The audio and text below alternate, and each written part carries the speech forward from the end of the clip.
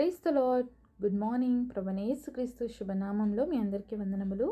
అనుదినము దేవుడి మాటల చేత బలపరచబడుతున్నారని నమ్మి దేవుని స్తుతిస్తున్నానండి. బలపరచబడుతున్నట్లయితే పరిచర్య కొరకు ప్రార్థన చేయండి, అనేకులకి షేర్ చేయండి. చిన్న ప్రార్థన చేసుకుందామా. పరిశుద్ధుడైన మా తండ్రి, నీ ఘనమైన శ్రేష్టమైన నామాన్ని బట్టి మీకు వందనాలు ప్రభువా. ఉదయకాల సమయంలో మా ఒక్కొక్కరిని దర్శించండి, మా ఒక్కొక్కరితో మాట్లాడండి. ఆత్మీయ జీవితంలో ఉన్నత స్థితిలో ఎదగటానికి మా అందరి కృపనివ్వమని యేసు నామములో ప్రార్థిస్తున్నాము తండ్రి, ఆమేన్. ఈరోజు దేవుని వాగ్దానము ఎఫెసీయులకు రాసిన పత్రిక 6వ అధ్యాయము 10వ వచనం. ప్రభు యొక్క మహాశక్తిని బట్టి ఆయన యందు బలవంతులైండుడి. Ephesians chapter 6 verse 10. Be strong in the Lord and in the power of his might. దేవుడు ఇచ్చినటువంటి అద్భుతమైన వాగ్దానం మనందరి జీవితంలో నెరవేర్చబడను గాక, ఆమేన్. ఉదయకాల సమయంలో ఎవరైనా నేను బలహీనురాలిని అని అనుకుంటున్నారండి. నేనేమి చేయలేను, నా వల్ల ఏది కాదు, నేను ఒక చేతగాని వాడిని మీరు ట్రీట్ చేసుకుంటున్నారా? మిమ్మల్ని మీరు తక్కువగా అంచనా వేసుకుంటున్నారా? నిజానికి మనమందరం మన శక్తిని బట్టి, మన బలాన్ని బట్టి అయితే తక్కువ వారమండి. కానీ మన శక్తి ఎవరు, మన బలం ఎవరు అనేది మనం గ్రహించగలిగితే మన జీవితాల్లో మనకంటే శక్తివంతులు ఇంకెవరు ఉండరండి. ఎందుకంటే ప్రభు యొక్క మహాశక్తిని బట్టి మనం ఎలా ఉండాలంట? ఆయన యందు బలవంతులుగా ఉండాలంట. కాబట్టి ఎవరైనా బలహీనంగా ఉంటున్నట్లయితే దయచేసి ఒకటి మనం తెలుసుకోవాలి, మన దేవుడు బలవంతుడు. కాబట్టి ఆయనలో ఉన్నటువంటి మనము కూడా చాలా బలవంతులం అనేది గ్రహించుకోవాలి. కాబట్టి దేవుని యొక్క శక్తిని బట్టే మనం బలవంతులు, కానీ మన శక్తిని బట్టి మనం ఎప్పుడు బలహీనులము అనే విషయాన్ని కూడా మనం తెలుసుకోవాలండి. మీ అందరికీ ఒక విషయం తెలుసా అండి? ప్రతిరోజు మన జీవితంలో యుద్ధం జరుగుతూనే ఉంటుంది. ప్రతిరోజు ఒక పోరాటంలో మనం ఉంటాం. క్రైస్తవుల జీవితం అనేది చాలా సింపుల్గా, సునాయాసంగా సాగే జీవితం అస్సలు కాదండి. ఇది యుద్ధం, పోరాటం. ఎవరితో పోరాడుతున్నాం తెలుసా? దురాత్మల సమూహాలతో. మరి దేవుడి వాక్యంలో ఈ మాట రాయబడిందనమాట. మీరు పోరాడుచున్నది మనుషులతో కాదు, మరి దురాత్మల సమూహాలతో.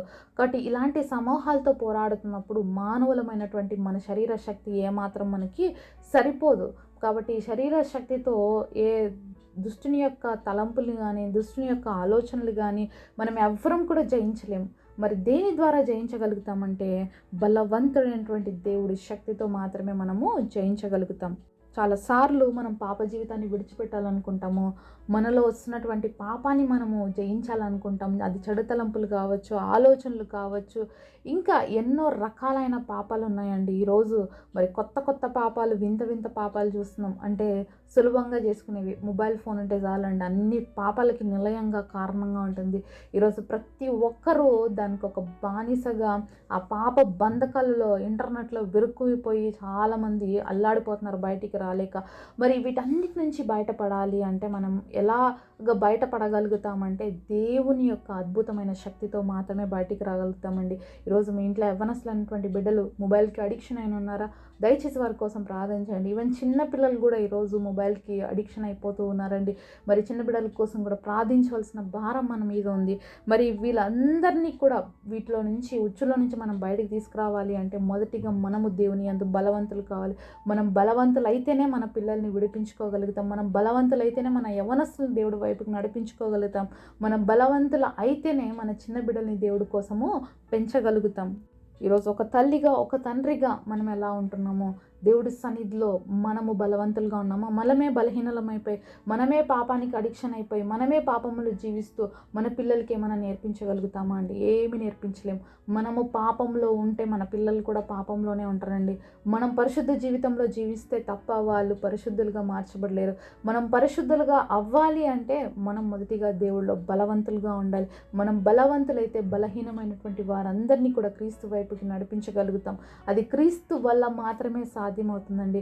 ఎందుకంటే మన చుట్టూ కనిపించడానికి అంధకార శక్తులు, చీకటి శక్తులు చాలా ప్రభావం చూపిస్తున్నాయి. ఈరోజు మీతో మాట్లాడుతున్నటువంటి వ్యక్తి మనం అనుకుంటాం మనతో కొట్లాడుతున్న వాళ్ళు, లేకపోతే మనం దూషిస్తున్న వాళ్ళు మనం చూసిన వ్యక్తి అనుకుంటాం. కానీ అది వాస్తవానికి అది కాదు. అది ఎలా చెప్పగలుగుతున్నారంటే బైబిల్లో నుంచి ఒకసారి చూద్దాం.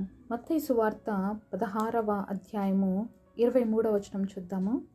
అయితే ఆయన పేతురు వైపు తిరిగి, సాతానా, నా వెనక్కి పొమ్ము, నీవు నాకు అభ్యంతర కారణమై ఉన్నావు. నీవు మనుషుల సంగతులనే తలంచుకొనుచున్నావు, కానీ దేవుని సంగతులను తలంచకయున్నావు అని పేతురుతో చెప్పాను. అలాగే మార్కు సువార్త 8వ అధ్యాయం 33వ వచనం చూద్దాము. అందుకు ఆయన తన శిష్యుల వైపు తిరిగి వారిని చూచి, సాతానా, నా వెనక్కి పొమ్ము, నీవు మనుషుల సంగతులను మనస్కరించున్నావు కానీ దేవుని సంగతులను మనస్కరింపకున్నావని పేతురుని గద్దించెను. ఇక్కడ దేవుడు ఎవరిని సాతాను అని పిలుస్తున్నాడంటే 2 చోట్ల చూసాం. ఒకటి మత్తయి సువార్తలో, ఒకటి మార్కు సువార్తలో. ఎక్కడైనా బైబిల్లో ఒక అంశం గురించి 2 సార్లు చెప్పబడ్డము, ఎక్కువసార్లు చెప్పబడడం అనేది చాలా ప్రాముఖ్యత కలిగినటువంటి విషయం అనమాట.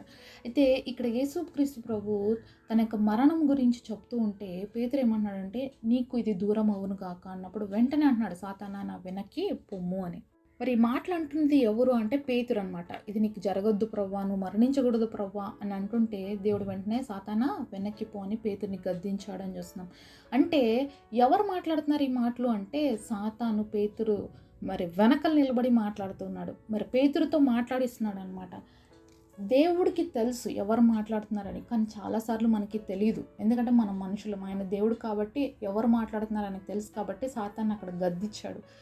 ఈరోజు నీ ముందుకి మనుషులు మాత్రమే కనిపిస్తారండి. వాళ్ళ వెనకలుండి మాట్లాడిస్తుంది ఎవరు అనేది మనకి చాలాసార్లు తెలియదు. ఈరోజు మీ ఇంట్లో గొడవలు అవుతున్నాయా?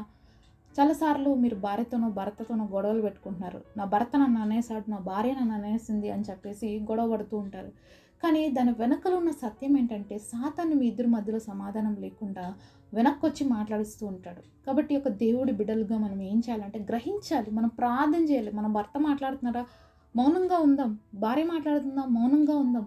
మరి ఎవరు మాట్లాడుతున్నారు అనేది ఇప్పుడు మనం అర్థం చేసుకోవాలి. ఎందుకంటే మనం దేవుడి పిల్లలుగా గ్రహించుకోవాలి సాతాను మాటలు ఏంటి అనేది. కాబట్టి వెంటనే దేవుడి సన్నిధిలో మనం మోకరించి ఆ పరిస్థితిని జయించడానికి దేవుడి సహాయాన్ని అడగాలి. ఆయన దేవాది దేవుడు, బలవంతుడైనటువంటి దేవుడు, మానవుడుగా ఈ లోకానికి శరీరధారికి వచ్చినటువంటి దేవుడు కాబట్టి, సాతాను కీర్తులు ఎరిగినటువంటి దేవుడు కాబట్టి, మరి సాతానికి తెలుసు అన్నమాట, దేవుడు మరణిస్తే తిరిగి లేస్తాడు, మరి లేస్తే నా పవర్స్ అన్నీ పోతాయి కాబట్టి ఆయన మరణము చెందకూడదు అని చెప్పేసి మరి పేతురు ద్వారా ఈ విధంగా మాట్లాడిచ్చింది.